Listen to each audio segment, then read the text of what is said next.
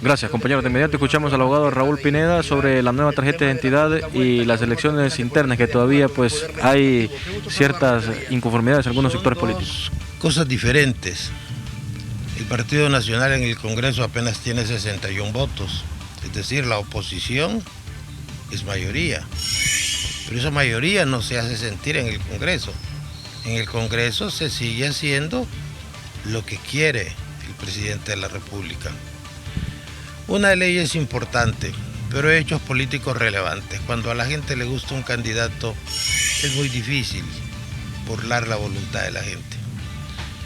Creo que en el tema de las elecciones internas y primarias, pues ese censo interno del partido es el que se utiliza. No veo yo por qué alguien del Partido Nacional va a ir a votar a una elección interna de Libre.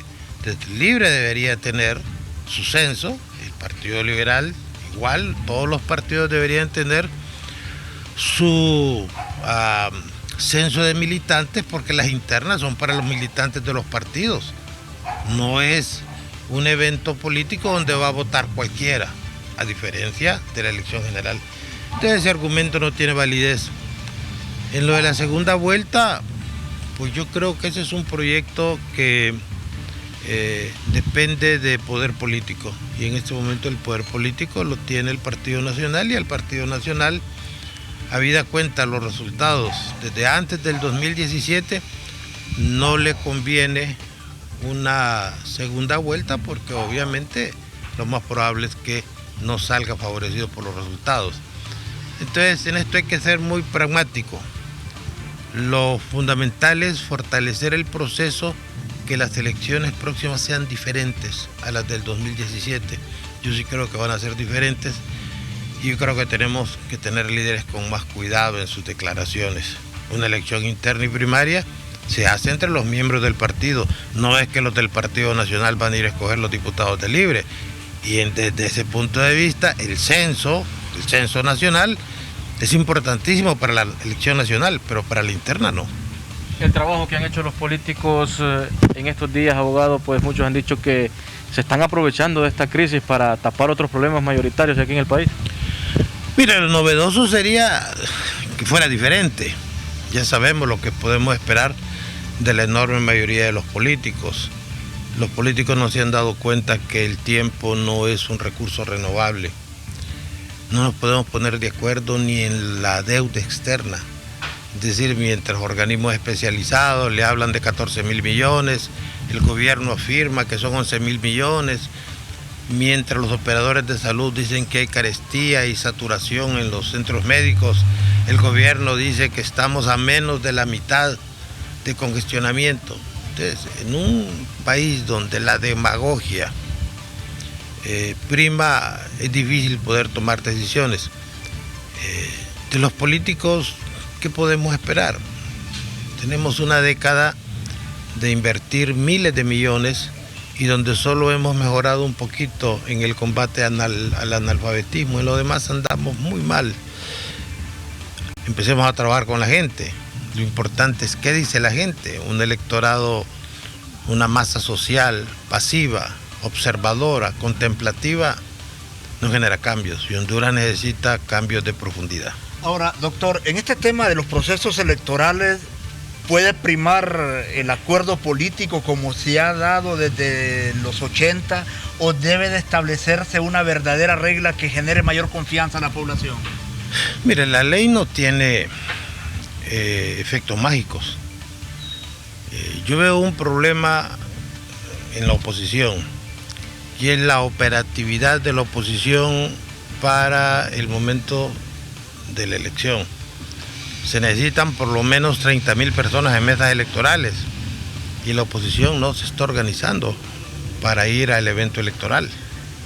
Y en esto no siempre gana el que tiene más gente, gana el que lleva más gente a votar en un proceso que solo dura 10 horas. El gobierno va a tener mucho dinero y va a tener la organización.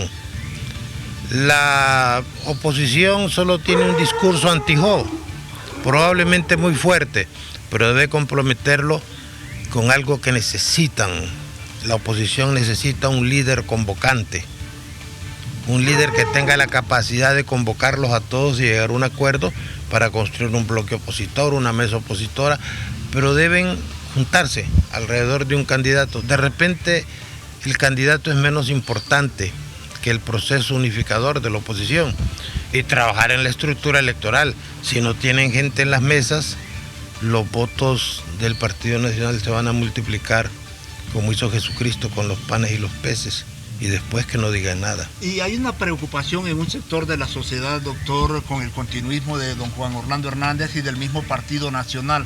¿Convendría a la democracia nuestra un nuevo mandato del Partido de la Estrella Solitaria? Yo hago una diferencia, claro, entre don Juan Orlando Hernández y su grupo y el Partido Nacional. Yo no siento que la filosofía social, tal vez conservadora del Partido Nacional, esté orientando este gobierno. Yo no veo un gabinete predominantemente integrado por gente del Partido Nacional, que hay gente muy buena y muy honrada que puede trabajar. Pero parece que en este gobierno, entre menos honrado el sistema futuro tiene. Y eso le hace daño a la nación. Mire, si el presidente tiene la oportunidad de quedarse, se va a quedar. Es decir, a pesar de que el discurso ante los medios sea lo contrario. Pero aquí hay alguien que tiene poder. Y ese es el presidente Hernández, presidente del Partido Nacional. Los aspirantes son personajes de tragicomedia que no pueden hacer efectiva ninguna declaración. Y a veces se dice, mire, no queremos continuismo, pero para ganar tiempo y evitar la conflictividad que generan estas decisiones antes de tiempo. Así se hizo la vez pasada. Hoy yo creo que va a haber continuismo si la gente se deja. Y en cuanto al narcotráfico, abogado, ¿considera que va a seguir financiando campañas aquí en el país?